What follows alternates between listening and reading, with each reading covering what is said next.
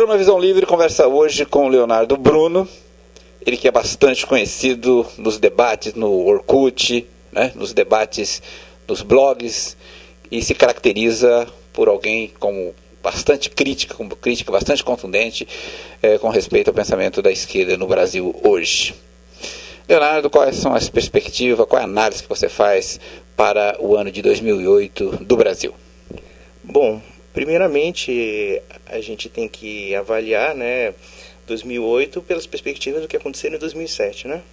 O que a gente analisa em 2007 é um paradoxo político, né, do governo brasileiro, de uma suposta ou de uma aparente, prosperidade econômica,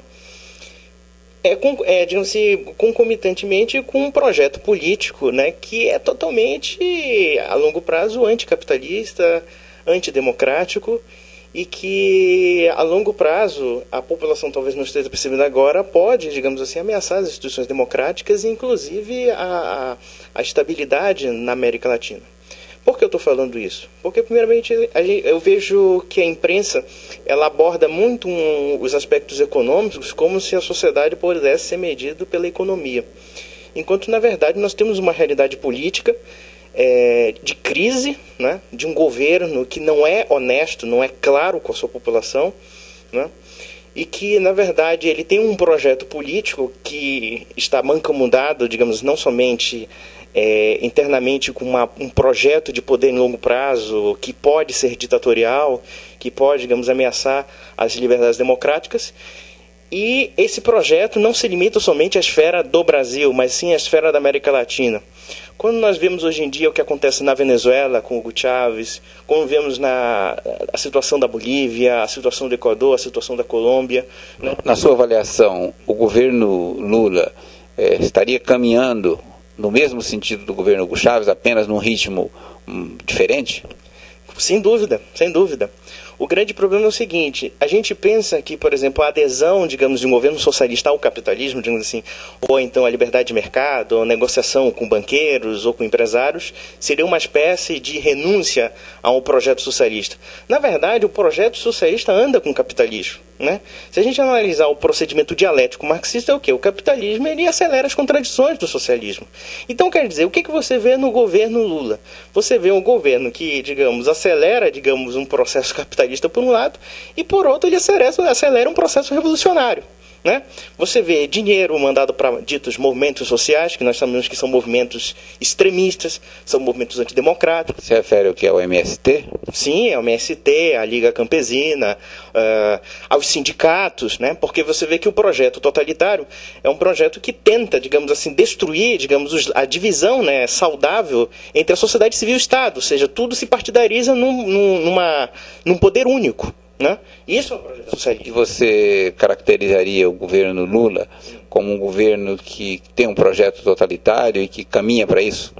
Implicitamente sim. Caminha para a implementação? Implicitamente sim. O problema é que eles não se assumem, eles não assumem a regra do jogo.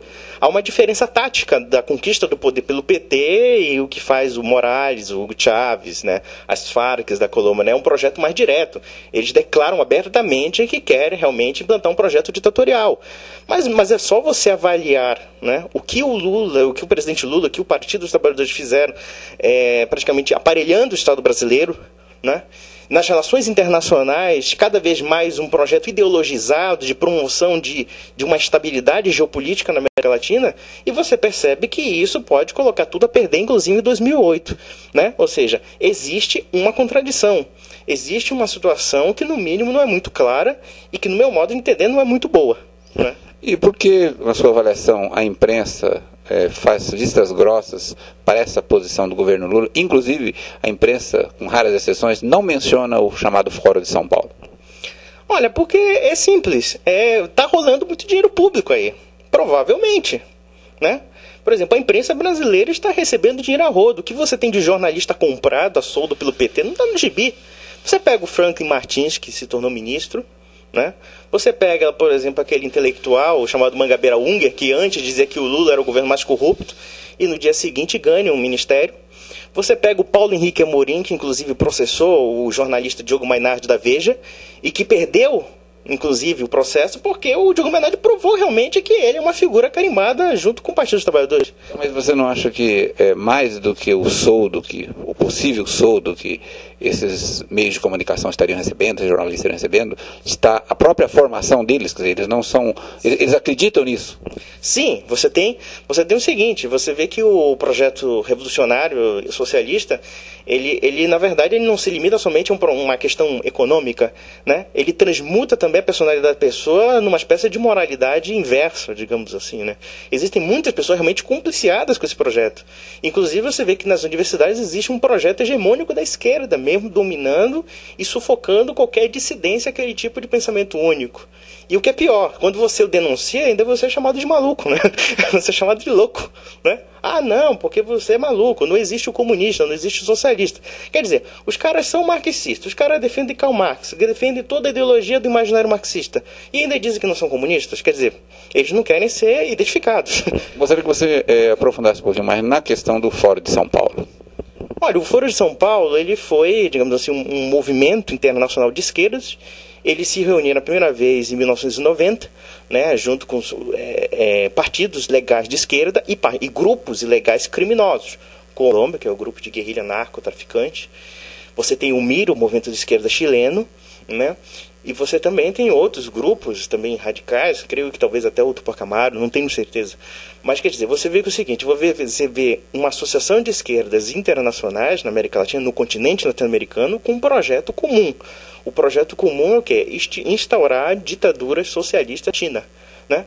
Agora a gente se pergunta, por que isso não foi revelado? Você vê que existe um projeto comum, um projeto geopolítico comum. Tanto que os membros estão chegando ao poder em vários países, né? Sim, você vê o Chávez, Morales, né? O movimento ao socialismo na Bolívia, você vê as Farc, você vê essa farsa que aconteceu agora no final de 2008, em que o Chávez querendo negociar com as Farc, como elevando as Farc como um grupo político idôneo.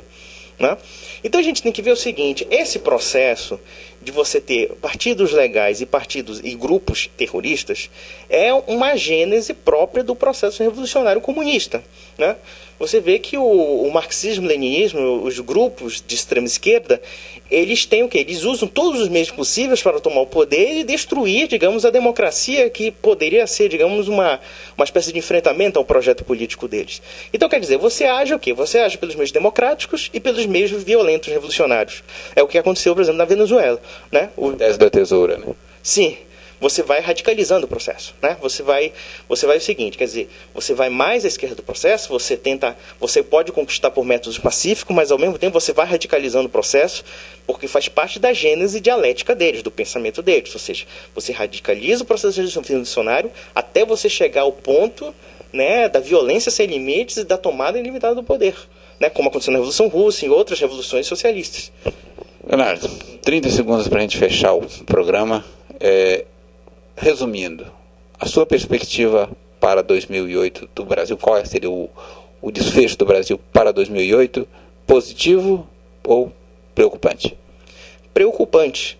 E eu aviso a todas as pessoas que estão me escutando agora, cuidado com as aparências. As perspectivas não são muito boas.